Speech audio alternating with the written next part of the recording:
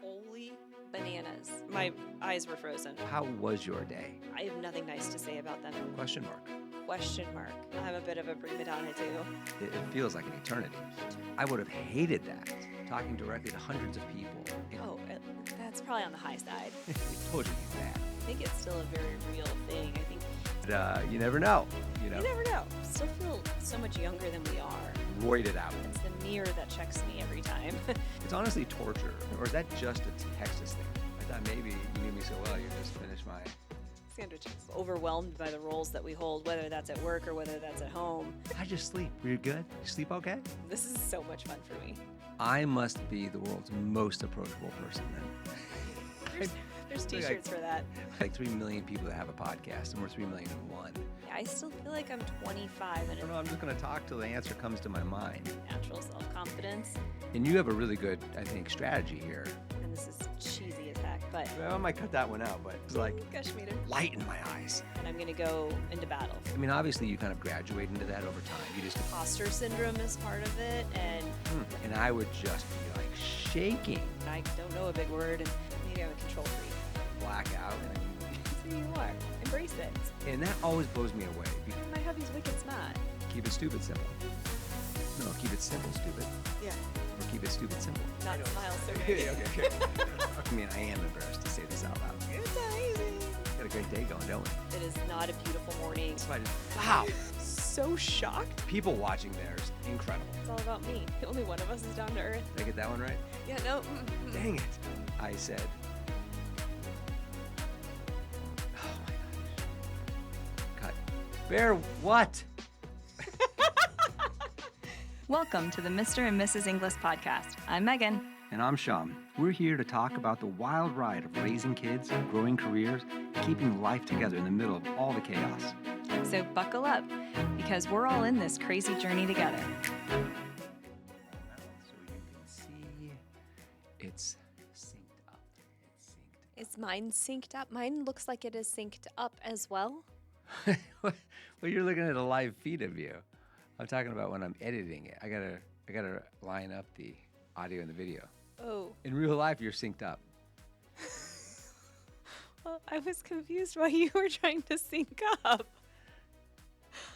It's been a day. All right. Well, we're rolling. So that was kind of our soft intro, I guess. A little behind the scenes action there. Yeah. Well, we could kick this off with a welcome to the Mr. and Mrs. Inglis Podcast. We have the intro that does that, like the video intro. Oh, man, I'm out of ideas. I think we just say, hey, welcome back. It's good to see you guys. You go do that. Okay, I just did it. No, I can do it again. Do it again. Yeah, because this is the official start. This will start. Cut. All right, cut. Well, welcome everybody. This is episode, correct? Great. Yeah, You know, I don't know why I do that. I know it's episode. It's just this self-deprecating life I live. You can be self-deprecating. All the time. Like, I know it's episode 3, but for whatever reason, I decided to throw in there, is it episode 3? I don't even know. Like I'm an idiot of some sort. No, so here's how I think about that, because I do that too. Okay. More in a work setting, but a lot of times it's more to give people that sense of like approach, like you can be approachable by, instead of being so sure of yourself all the time. Yeah. Sometimes inserting that little bit of self-deprecation, if that's a word. I must be the world's most approachable person then. Because There's t-shirts for that. I feel like I constantly am just like undercutting myself just to be an idiot. Like, for instance, I remember when I used to work at Wells Fargo down in Chicago, and it was one of my early on in my career. So I was still younger, in my 20s, Right. maybe early 30s. I can't remember now, but still early on. I wasn't, the long and the short of it is I feel like I never matured until I was 25, 27. I feel like I kind of came into my own. But even at 30, my first professional job in the Towers, downtown Chicago, financial district, I still felt like I was a little bit of the joker. Even though I did underwriting of, $200 million deals and all this kind of stuff. Like I had the work side. Yeah. But I still felt like I was a little bit of a joker. And there's times when I know I left Wells and I went to the next bank after that. I remember telling you, like, I want to reinvent myself. I don't want to be the joker. Yes. Yeah, we talked a lot about that. And I think a lot of times, especially early in your career, you're trying there. That imposter syndrome is part of it. And you're like, oh, I have this big job and this big title, but I still feel like I'm 20 years old. I don't know. Maybe other people don't feel that way. That's how I feel, or I felt. And so I think that may have been part of it. I sometimes still feel that way.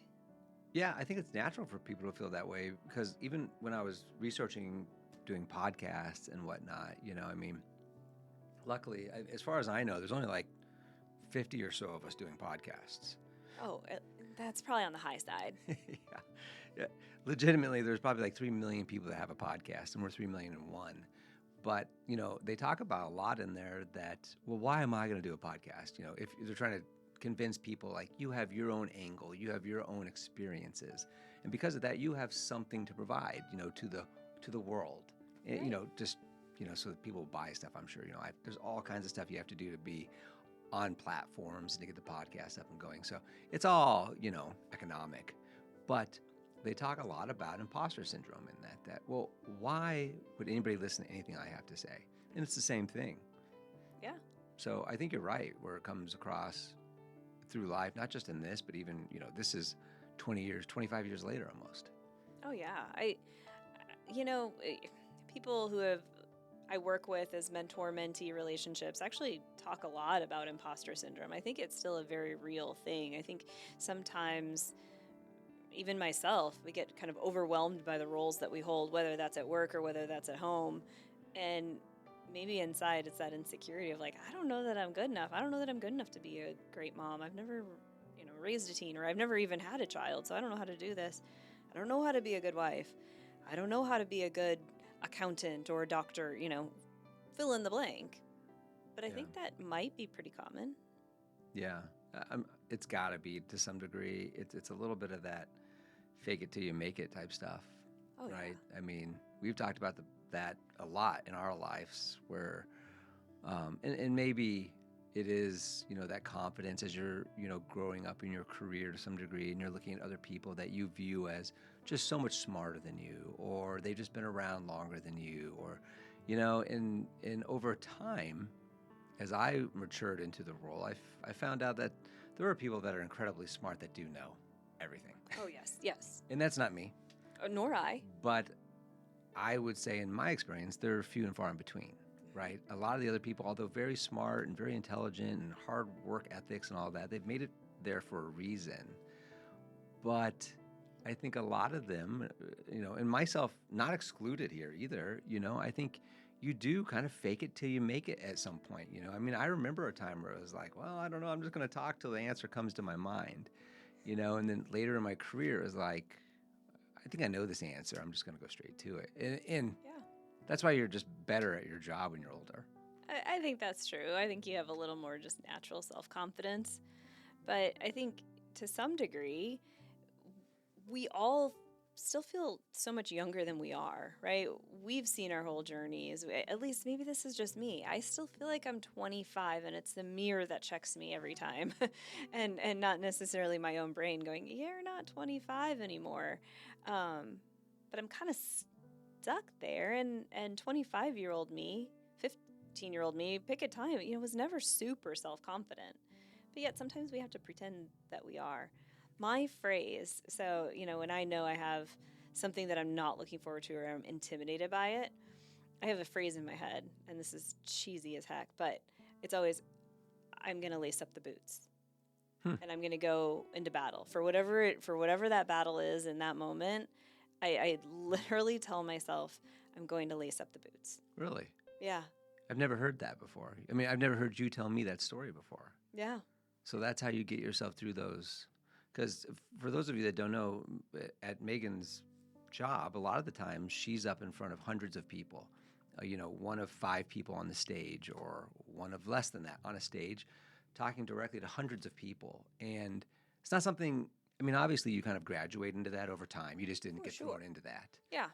But I can't imagine doing that. I have never had to do that. I probably could to some degree maybe, but I can see where you'd have to have something, some safe spot, Yeah. to find. Yeah. And that's my phrase. Like, and I think a lot of people probably have something like that gets them mentally ready for a moment that Hmm. in reality feels too big for me at least. Yeah. And that's I don't have that. I'm trying to think. Maybe that's why, every, as an introvert, people are picking up on themes here, but as an introvert, I do remember being young in my career at Wells, and even now there's times, and it's not nearly as bad, but when people are going around the room and introducing themselves, Mhm. and you have a really good, I think, strategy here Yeah. that I figured out later in life by myself, but I remember just like watching one by one, people would go, and I would just be like shaking, my palms would be dripping sweat, and like I'd be like just sweaty, just shaky, and all I really had to do sometimes was give my name and where I'm from and my position, whatever. It wasn't even like I was giving like an actual presentation. As sometimes you're standing up and put on the spot and coming up with things. And I didn't have anything like that. So even now I get nervous in those things sometimes when I know it's coming to me. But I stole your thunder there a little bit. Your strategy is to go first. Yeah. I think that's right on. Oh, yeah, because the second I don't go first, then I'm judging myself, comparing myself to someone else. Oh, gosh, they said that really well. Or, oh, they picked a really big word there, and I don't know a big word. And Yeah. all of that, like, I get nervous if I Yeah. don't. And so I try to take control. Yeah. Maybe I'm a control freak. I mean, that's probably... You're a little bit of a self-described one, but living with you for 20 years, I think I'm much more of a control freak than you are. Yeah, we're both But type A. Weren't we yeah. having this conversation just this week with a friend of ours? We were. We're both type A, Yeah. but I'm an A minus. And what are you? And she was her blood type, right? I'm my blood type. And you guys are both A minuses. We're both right? A minuses. Yeah. And you're your blood type, which is? I think I'm A positive, right? Yeah, So I'm you an are A A plus. plus. Yeah. Well, I don't wear that proudly. That comes, I guess, naturally in my genes, but I'm wound tight sometimes. There's no doubt about it. Hey, that's who you are. Embrace it. So one of us has to be a little bit of the person who gives, but you know very well after being with me for 20 years, there are certain things that you're like, I'm just not going to do that. Megan's just going to go and do it because she has control of that one. I do think it's interesting that you've got that term, that phrase, and I'm just turning over in my head that I don't really have that. In my mind, it's kind of like game time, right? You got to go. It's game time. You got to do it, But for me, it's almost like closing my eyes and diving in because I just have to. It's like pointing the skis downhill, right? You just got to go, and then you black out, and then when you get to the bottom of the hill, and it's done. Like you take all these classes when you're in profession, in certain professions, and they teach you how to make speeches and how to give presentations and all this kind of stuff. And, that's always hard because that's not real life, Right. Oh, you need to, don't point with the pointer. And, like you're trying to remember all these things and talk about what's on there. Yeah. And it's ridiculous. But I remember the one thing I've consistently got feedback on is that they said, oh, you seem so confident when you speak. And that always blows me away because to me, I'm always like, oh, is my voice shaking? I'm so nervous. I feel like I'm, searching for words, that kind of thing. But apparently at times, and I'm sure I've bombed plenty of times, but more often than not, especially in a professional situation when I'm locked in, Yeah. I can really get through it. Oh, for sure. But for sure. One of the things that helped me was that one class that I had to take on presentations, and we were on video all day. So maybe, I've done that one. and that is Yeah. so intimidating. But when you actually watch yourself back, because your mind is racing, but if you watch yourself back, you're like, oh, I can't, that pause actually felt relatively natural, even though I know in my own head I was searching for the word. Yeah. They always tell you, the best speakers are able to be comfortable in that silence. In that silence, although it may be brief, it feels like an eternity. Eternity. Yeah. Yeah. One of the things I love, though, our kids come home and talk to us about, what they did in their day. And our kids are up in front of their class quite a bit, whether it's group presentations or whatever. And they're 5th grade, 7th grade, and 9th grade. So, I gave my first presentation 7th grade. It was my very first one. But, even in 5th grade, they're getting up in front of the class and talking, or getting up in front of the class and singing for different parts and things like that in music. I think that's a great way to start getting into that, because you will have to kind of push yourself later in life. Yeah, I do like that they throw them into that fire a little bit. I would have hated that, but I'm glad they do it now. I don't remember doing speeches. I'm sure I had to do group presentations and whatnot. I mean, I think it's very well documented within our relationship that my education was lacking. Yeah. District 11 didn't quite have the standards that maybe you grew up with. Yeah, I am always surprised at, classic literature that you didn't read in school, or I may have been assigned it, but I didn't read it. And I wasn't a bad student, don't get me wrong. I know you were National Honor Society. Well, again, we've talked about that too. And that was only 1 or 2 years out of the 4 years or so that you're measured on it. So I don't want to paint myself as a straight A student. I wasn't, but I did get an academic scholarship along with an athletic scholarship. Yeah. Going to college. So yeah. My hubby's wicked smart. Like, he is. That's not true. No, we have different kind of smarts though, right? Oh, yeah. I mean, you definitely have not only the IQ, you're very smart, but I know, yeah, there's that counter of how much we gush on each other. Yep, yes. The gusher. But you're also very savvy, socially and common sense wise. So yeah, and I sometimes don't have the common sense. And I think you're just a little more heavy on the intellectual savviness, and that common sense side for you is there's just not enough room. Your brain's so big for just some of those easy things. It just, honestly, you overthink the easy things. You overthink it. Very much so. Very and much I'm so. dumb enough that I'm like, well, let's just do that. You know what I mean? It's like the stupid thing makes sense. It's the KISS, it's the KISS philosophy. Right. Keep it stupid simple. No, keep it simple stupid. Yeah. Or keep it stupid simple. I think either works. But they all are KISS. Either one is KISS. Yeah. So. Yeah. No, you definitely have more common sense, and I do overthink it. I overthink a lot. Yeah. But then what's crazy, though, is that oftentimes I overthink in the dumb situations, but I turn my brain off a lot easier than you do. Yeah. So maybe our brain just rests at different intervals? I don't know. Yeah, there's definitely more than two types of humans. We are definitely our own types, for sure. We rest different ways. We think different ways. We do a lot of things different ways, but the good news is we do a lot of things the same way, too. And that's what helps it work to some degree over the long run, I think. Yes. We have a lot of similarities. And over 20 years, we've really learned each other. And, when I'm going to overthink something, because you often are watching me and you're like, that should have been a simple response. She's clearly turning a lot of wheels over in her head right now. You kind of just expect it. Yeah. No, it's funny you say that, because it's like, it just, after so long together, and I don't know if other people feel this way too or not, but after so long together, I don't think of you as separate Megan. Yeah. I think of you as me. So it's like, if I'm on the run and I'm moving, I don't got time to talk to you. You should understand that, because you're me. You know what I mean? We're just the same thing. Yeah, we're just an extension of each other. I forget to stop and remember that you are living your own life, and you are having your own thoughts, and you have your own feelings, God forbid. And I need to take those into account more often. I think that's pretty normal, though, to do that, especially when, we're, I think, exceptionally close. And we've been together. There's been times in our relationship where we lived, 15 hours from the closest friend or relative. Yeah. We were self-employed, so we were really each other's only true coworker other than the people who worked for us.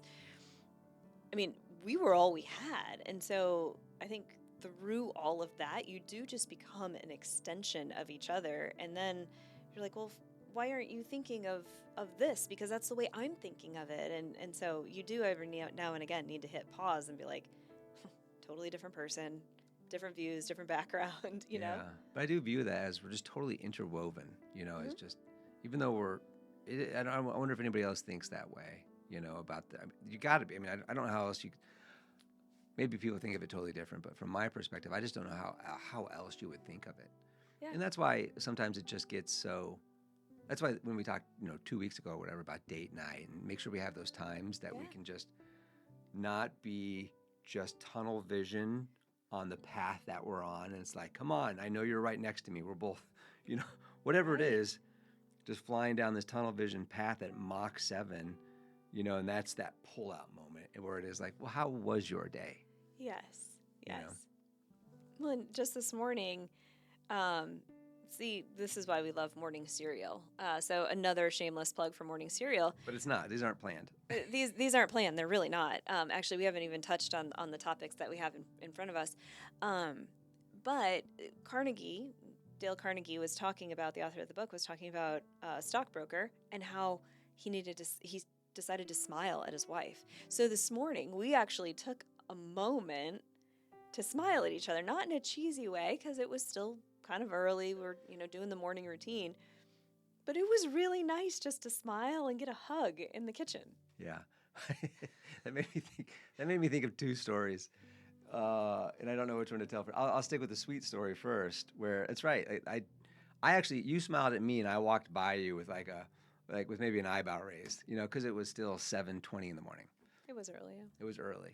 And I stopped literally mid-stride, backed up and said, I'm going to give you a smile this morning. And I hugged you, right? Yeah, And it was because of that reading. So it's like implementing, anyways, it's just implementing these, real world, type skills and things you can put into practice that we talk about on morning cereal. But I was also laughing at it too when it was literally, I want to be careful because I don't want to always just talk about my bad things on here because we all have our bad things, but those are some of the funny things to talk about, right? So take it with, a grain of sand. Salt. Damn it. I was going to say salt too. Well, I might cut that one out, but take it with a grain of salt, when I tell some of these stories that I'm not that bad. Oh, gosh, no. But I do remember telling you a few months ago that I know exactly where you're going with when we get up, we're up at like 5:30 in the morning, right? It's early. I'm not a morning person. I am a morning grump. I'm not a morning person. I'm not a grumpy. I'm just not a morning person. Right. And after, you're just so thoughtful and so nice all the time. But there's two things. I was like, Gush meter. yeah, there it is. I said, one, would you mind just dimming the lights in the bathroom a little bit when you're in the shower? Because when I come in from our dark bedroom and I open the doors into the bathroom, it's like I'm looking at the sun from 10 feet away. Yeah. And I'm like, it blinds me, and I'm like, and it immediately almost is like a negative feeling, like, God, now I got light in my eyes. Even though I'm walking with my eyes closed most of the time at that time in the morning. But then secondarily, and I'm almost embarrassed to say, I am embarrassed to say this out loud, but maybe in hindsight it's funny. But the second thing I asked, in addition to dimming the lights, was, could you please not smile so big at me and ask me if I slept okay? Because I literally just rolled out of bed, fell out of bed. I'm just mad because I want to go back to sleep, and all of a sudden I'm blinded with this huge light, and then your beautiful smile is, 100, how do I want to say this? But, okay, so I'm going to defend you a little bit. So, yes, we had this conversation.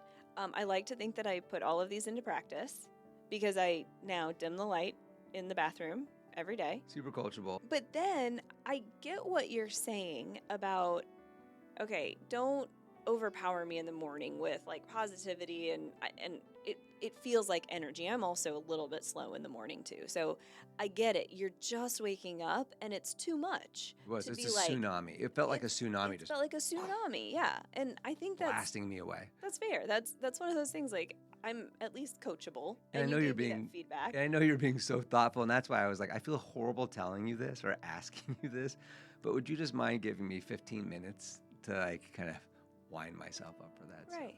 So the smile and the hug this morning was after we had been up for a while. It felt appropriate. Yeah, we were up, we were showered, we were going. Actually really I had natural. coffee by then. Yeah. But maybe not. Yes, a smile in the morning is great, but maybe not like the 100-watt smile. Like, it's amazing, It was fair. Yeah, I think I referred to that as the full 10-level smile on morning cereal.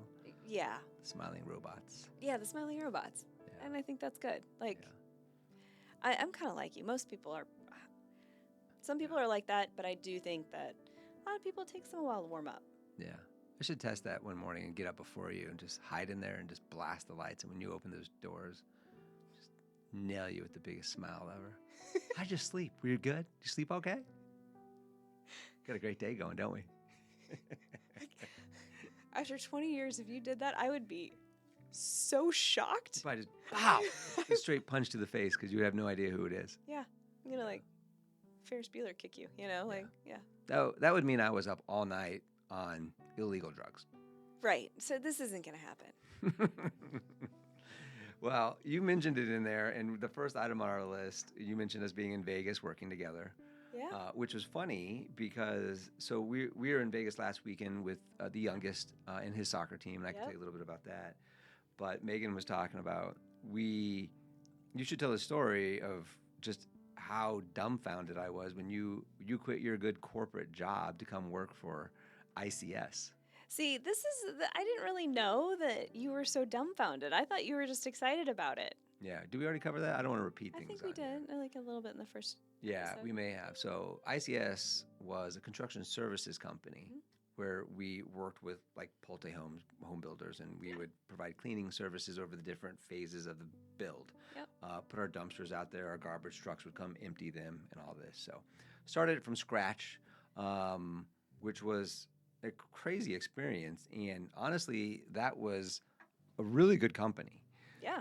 Unfortunately, I was not aware of 2008 and all that would come with that, the crash of the housing market and the financial markets to follow, that would put a quick end to that. It wasn't a mature enough company to get us through that. Right. But point being, that was a long tangent to get to the fact that I went back by there in Vegas because we started in Colorado and we moved it to Vegas because Vegas was booming. And so I always tell everybody, I feel like we built or helped build half of Vegas. Yeah. Because we just put up, track homes of 500 homes, 200 homes, 400 homes, just tons of homes, because it was growing like crazy there. But I went back and I went and found some of the old, or tried to find some of the old neighborhoods that we built, and it's just changed so much there. It's Vegas has built up a ton. No, but it was fun. So we were out there for with the soccer team, and generally when we went out there last year for the same tournament, we stayed on kind of the proper Vegas. We stayed in the Aria, and what was the other hotel? We stayed at the Trump Hotel. Oh, that's right, because it was the only hotel on the Strip that didn't have gambling in it. Right. Yeah. There's a club rule around gambling and young kids, so you're not supposed to have a casino on the... Yeah, so we stayed there, and I think that's changed because this year we stayed at the Golden Nugget. And let me tell you, that was different. Then, because we stayed at the Bellagio after that, and you and I when we lived there, we stayed in a lot of places because locals get discounts. Yeah, it was always great. We always got these really nice suites, and because we lived there, we were residents, so we'd get this huge discount. So we got to live it up a little bit when we lived there. But yeah, the Golden Nugget is not quite the Bellagio. Oh my gosh, the parents were having a good time talking about it on the sideline, saying like, how did we end up at the Golden Nugget? And, you walk out, I think it's Fremont Street, right? That's covered. Yeah. So it's the closest place to go for food. And, of course, you kind of want to show the youngest who's been to Vegas, but the main strip, by, the Bellagio and all that, Paris and everything. And so we walk out there, and I haven't been there for 25 years. So I honestly don't even know what to expect. I wouldn't either. I know that it could be slightly questionable, maybe at some spots. I'm just kind of be aware of that. So we walk out, and honestly, it wasn't that bad. But it was fun. I mean, I think Liam the whole thing's got a dome on it. There's people, the people watching there is incredible. Yes. And I did just the smallest of little Instagram type things to show Liam and I's trip out there. But, Liam got to see, all these like street performers, like this guy that was big and tall. He fit himself into this little box. Oh, wow. Liam got hugged by this huge, 10-foot gorilla. And we have this zip line that we want to do. We did a lot of really cool things and saw some really neat things. He never asked about the showgirls, which was good. And he never asked about the pasties.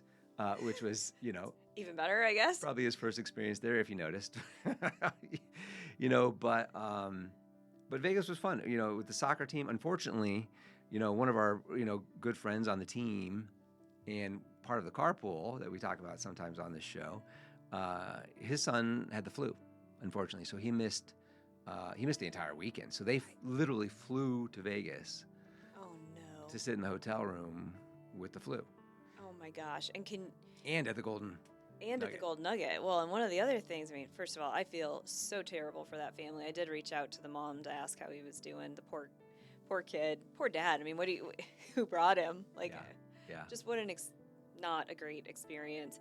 But I mean, you told me, I didn't hear about the Showgirls, but you did tell me about, because you called me and you're like, can you hear this in the background? There was like a full-on rave going on. Yeah. And can you imagine if this poor child with the flu had to listen to the rave all night long like you did? Yeah, no, I think hopefully they were on the other side. I'm guessing they were because there's two sides, I guess, Oh. to the hotel. And I know there's only one other dad that I could confirm was on the same side as us because he knew just how obscenely riotous the rave music was for 7 hours straight. Literally, I mean, I called you to see if you could tell it, but I took a video of it. It was shaking my wedding ring on top of the heater. It was so much bass. And if you're on the other side, and they gave you earplugs, like that was to make up for it. I mean, it's like I put, extra money into the vibrating bed all night because it was just so crazy. But anyways, that was half the reason why I didn't even make it out to see some of the dads at night because I know they went out and did a little bit of gambling, did a little bit of drinking. And hopefully nobody's offended by that. But I mean, Hey, when in Rome. People are just having fun. When in Rome, right? Yeah, I mean, no judgment. But I was on zero sleep after 2 nights of that. Oh. And if you're on the other side, you couldn't hear it. You could hear it a little bit, but it wasn't literally shaking the room. I mean, it was. I just don't know how it's possible that you could have a hotel and allow that. Yeah. See, and this is one of those things. Like, sure, I said I still feel like I'm 25. And I said that the mirror was the only thing that told me I wasn't 25. Oh, no. Experiences like that tell me I'm not 25 anymore, too. But I wasn't there to experience this. Yeah. No, I've always needed to sleep. So that was not a great experience as far as that was concerned. But, we had a good time there. The youngest, we went back to Paris where he loves having some Paris Hotel. Yes. Where he loves the breakfast there. So that was fun. Messi was in town, which was really cool with Inter Miami. Yeah. So we were on the lookout. You never know. We might run into him. Right. Probably not at the Golden Nugget, but you never know. You never know. We went to the Luxor. He could have been checking out Carrot Top or something. He could have. I hear that. Is Carrot Top still at the Luxor? Yes. So is the Blue Man Group. Yeah. They were there when we lived there. Yeah. 18 years ago. Yeah. Wow. You actually played basketball with Carrot Top, didn't you? Oh, I almost forgot about that. Yeah. Well, that was one cool thing about Vegas is that there's celebrities all over the place. Mhm. Saw Andre Agassi there. Yeah, I played basketball with Carrot Top. I mean, that dude is roided out.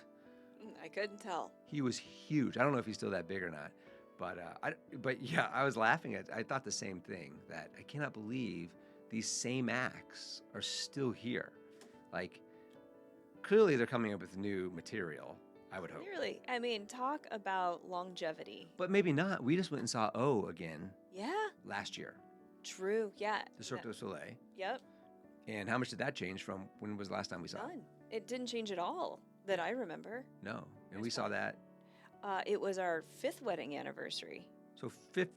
Teen-ish. Yeah. Yeah, more than 10 years later. Wow. Mm-hmm. It didn't change. Although I'm kind of glad it didn't because O is my favorite Cirque show. It was great. Is the Michael Jackson one still there? I always wanted to see that one, but that's fine. Yeah. Well, maybe you can go see it when you go back to Vegas because you're going back to Vegas this weekend. So.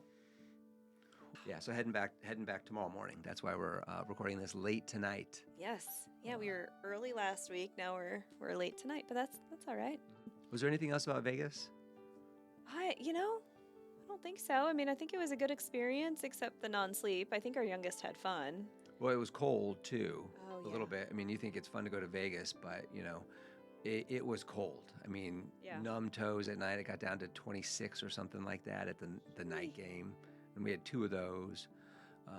So Yeah. we had 2 teams out there, and we went to watch one team, and then we'd play our game. So we were outside for, 3, 4, 5 hours straight at times. Wow. Maybe not that long, but close. Although, was it as cold as the game that you and I went to the other night for our oldest son? No. Holy bananas. We sat out at a soccer game on Tuesday night. I don't even remember now. My eyes were frozen. I don't know. That was, we say, the second coldest game we've We'll see you ever been later. on. Yeah. Yeah. And then we sat there wondering, like, why did we pick our kids? Why did our kids pick outdoor sports? Yeah. I remember thinking that. I mean, I never talk about it, but I played basketball, that might be the first time some people ever knew that, listening to this, honestly. But I was always happy that was an indoor sport. Yeah. And I remember my hands being cold. Like I remember when a gym was cold, I would warm up with like those little black stretchy gloves sometimes, 'cause my hands would get cold. And that was cold for me. So now we're sitting out. Last night was the second coldest, and thank God there was no wind. Because if Right. there was wind, it's honestly torture that they make these kids play this. Oh, yeah. Because soccer down here is year round. Year round. Mm-hmm. And so we played last night when the real field temperature was 17, Yeah. and the real temperature was 26, Yeah. something like that. Yeah. That's not the first time. That's not like that's an outlier. No. That happens all the time. We play if we can play, we play. Yeah. And gosh, that's 2 ums in a row. Sorry about that, everybody. I've gotten good at not umming, but I'm umming right now. However, we also play in the summer. Yeah. And thank God now we starting to get July off, but for the longest time we didn't get July off. Right. And the kids would play at 100 and what's the highest we played in? I think it was 112. I was going to say 112 as well. Yeah. And Regularly 107. right. And they gave the kids, instead of just halftime, they would split it up and give them like 2 water breaks per half or something like that. And you're like, that isn't enough. Like, we're literally Yeah. just bathing in our own sweat. Yeah.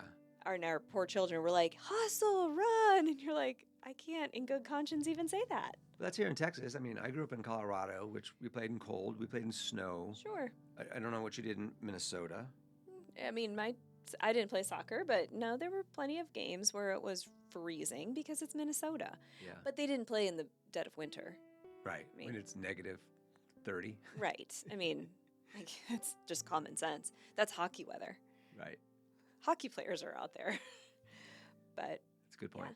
So we were just saying, like, so what would you rather do? Would you rather sit in 112 or sit out there at, the real feel of 17? I think we were unanimous. Yeah. I was questioning for a while, but after last night, was it just last night? It was just last night. It was last night. Mhm. Yeah. I'm still thawing out. After last night, I would rather be hot. 100%. Yeah. We've got some listeners I know that are on the East Coast, and it's hot and humid where they are. Yeah. And I'm curious because their kids are grown up now, but I'm curious if they played sports that were hot there, because it would be hot and humid there. Yeah. Luckily, it's not that humid here. Yeah, no. So at 112, it's not, incredibly humid, which Right. which saves it a little bit. Right. I don't want to say it's a dry heat. It's not really a dry heat, but it's also not humid. It's kind of a nice in between. Yeah, But yeah, yeah, I mean, we came from Vegas. We know dry heat. that's true. That's true.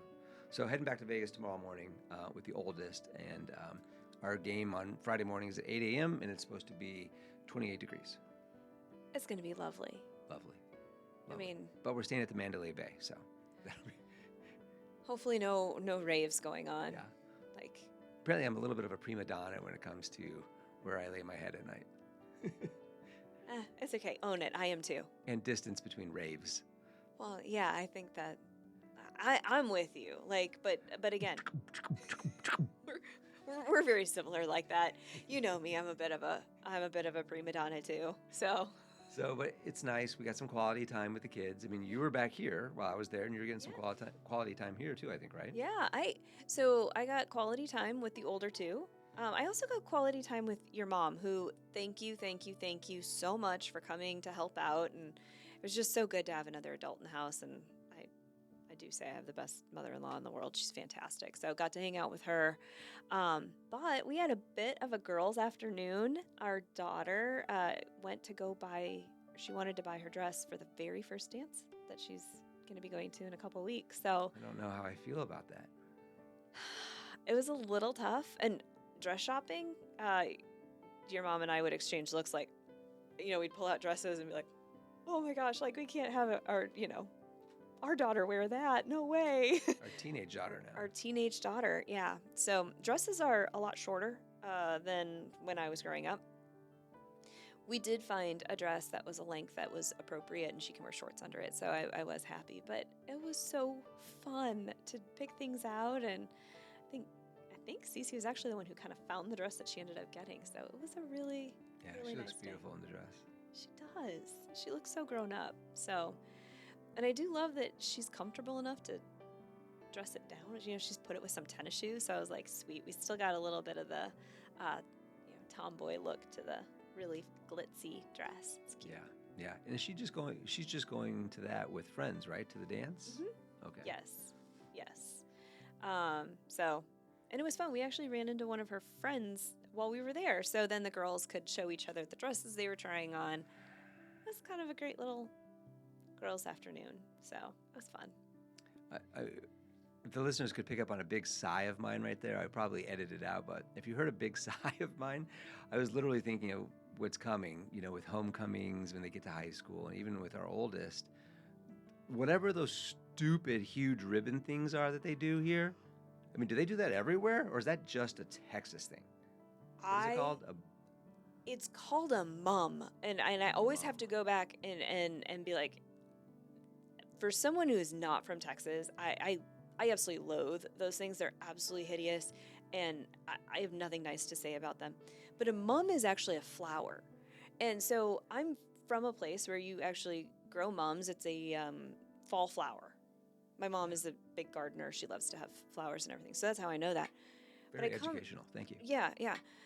But I come down to Texas, and everyone's talking about mums, and I was like, oh, wow, where are they getting all these flowers, And then I see these big old ribbon things that are quite literally the size of the girl that's wearing them, which is a teenage girl. It's atrocious. If you're from Texas, you know what these are. Yes. And I just don't know if it's a national thing. It was not when we were younger. It is not where I'm from. I'm going to guess and say it's a Texas or maybe a Southern thing, because neither of us grew up in the South per se. Could be. But I guess this is one of those things where Texas really embraces the everything's bigger in Texas, because these mums are usually about 5 feet. They're probably like 2 feet wide by 5 feet long. Yeah. And they wear them on their dress or something. I don't know. Around their neck. I don't even know. Question mark. So Yeah. our listeners who know about moms, I will be hitting you up on how to make them in case our kids go to homecoming in high school, and I'm going to have to do this. Yeah. But I'm going to die a little bit inside when I do. How about just the good old-fashioned wrist corsage? Yes. Thank you. Yeah. Classy. Just classy, exactly. Like understated. We're nothing if not classy, hon. Good. Anyway. But yeah, so it was actually a quiet weekend here at the house. And then you got home a little early, so we could have a full family day. It was kind of a PJ day. Got a couple things done around the house. Yeah. It's freezing outside, so it's a great excuse just to sit around the house. And I think we're a big movie family. Yeah. And we haven't even done as much as that lately in the last 6 months. Yeah. There haven't been very many new movies that have been put out that have made it to like your home yet. We've gone to quite a few in the theater. But I think that's probably why. Yeah. Streaming, we don't have too many new ones that we haven't seen. So generally our idea of having a good family in day, especially on a cold day like that, hot chocolate, and, sitting by the fire or whatnot, is either watching sports, depending on what sports are on, but watching a movie and putting that on and putting a Lego together. Yep. We've got so many Legos out in the movie room right now. And we're missing a bag in one of them. I know. I literally spent an hour on Sunday. Yes. looking for bag 27. We all did. And we still can't find bag 27. So we're going to have to call Lego and say you're missing a whole bag. So the Eiffel Tower is being delayed. Yes, which is really going to upset our youngest because he wants to build the Eiffel Tower. And we can't go past bag 27 at this point. And it's my turn. And it's your turn. Yeah. The big Legos, we do take turns, and it is your turn. Yeah, well, I called it. And Bear started working on his big Lego that Santa brought him. Yep. So that's fun. So we have a lot of Legos. Yep. And I know we can't blame it on the dog because she can't eat a whole bag. Honestly, the bag's about the size of the dog, so I don't think that's our culprit, but I know. So we're a little bit delayed, but it was a really, really nice family day, a way to cap off what was a weekend that was filled with some excitement, but then get back to just hanging out together. I think another reason why we haven't watched as many movies lately is our kids have really been asking for more family dinners, and they've been asking to sit around the dinner table, which warms my heart. Yeah, and I didn't finish that. We'll do like a family game night. Yes. We'll do that a lot. Yep. In the game room there.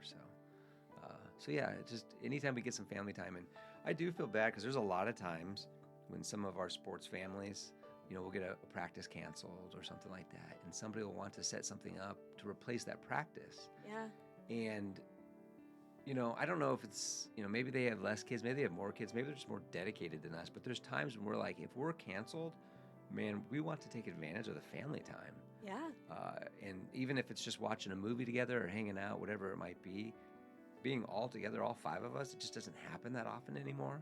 Right. And so a lot of the times we'll choose not to do that extracurricular with the team or with somebody else because we're trying to take advantage of those times that are fleeting, sadly. They are. And not only are they fleeting, they're just so rare. Yeah. And so we try to protect that as much as possible and, kind of any excuse. Like tonight, we actually had a free night. We had a family dinner, and it was fantastic. Yeah. It's, a couple kids are sick on teams.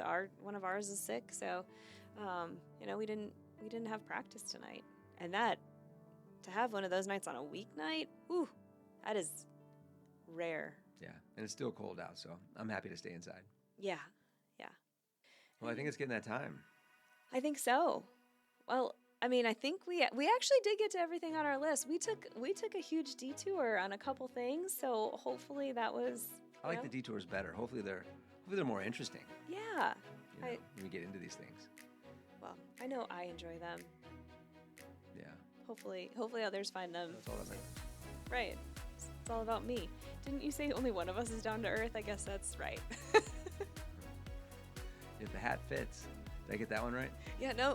Dang it. If the shoe fits. That's 2 tonight. I know. But with a grain of sugar? Back to the very beginning. Did I do it on purpose, though? Just to be I thought you did. so approachable?